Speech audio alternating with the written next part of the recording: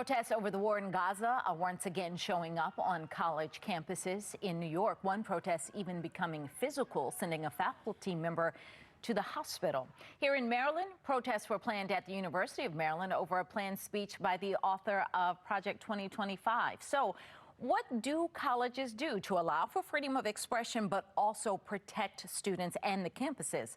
Rob Weinhold, crisis leadership expert with Foster & Group, is joining us this morning. Good morning. Good morning. So we saw a lot of protest in the last school year. Some lasted weeks, some got out of control, some people lost their jobs, and people coming on campus seemed like that was part of them getting out of control, people who weren't students. So how do you prevent that from happening again? Well, agitators in particular should be banned from campus, but what university presidents are grappling with is the delicate balance between healthy expression and campus safety. And so if I'm a higher education leader at this point, I'm asking myself, what does this moment require of me as a leader, right? And so you can talk about agility and competence and empathy, but certainly preparedness. So right now you have to make that decision to go ahead and plan appropriately, contact and engage with local law enforcement, make sure the campus safety is teed up. You're gathering intelligence and communicating with those people who want to express themselves and establish fair and firm boundaries that can be enforced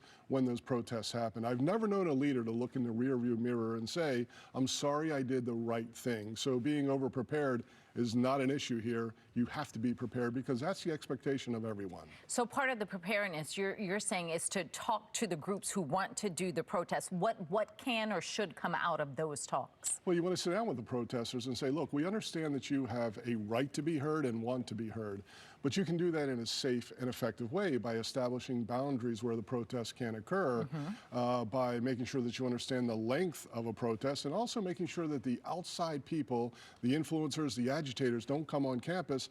Campus safety has to draw a hard line there and make sure that if there's trespassing, arrests are made.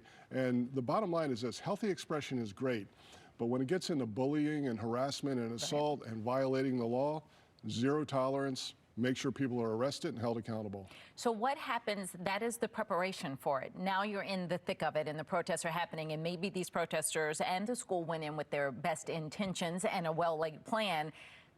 Maybe that goes astray a little bit. So what happens? How do you monitor the protests as they are happening? Well, you do just that. You monitor it. Video, you want to make sure that you're routinely communicating with protesters, make sure they understand the boundaries, and make sure that if there's a violation, the students who actually attend the school are held accountable. It could be a suspension or expulsion, whatever the case may be.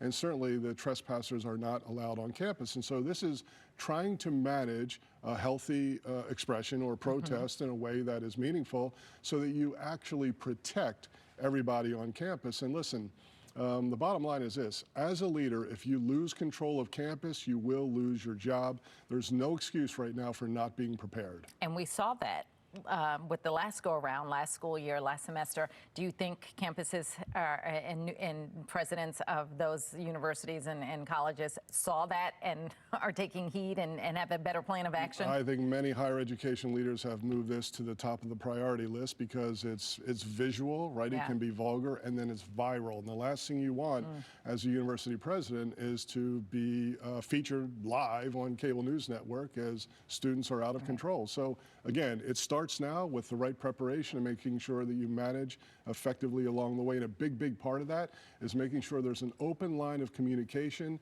and clear expectation and accountability if those boundaries are not respected. All right, Rob, thank you. Thank you.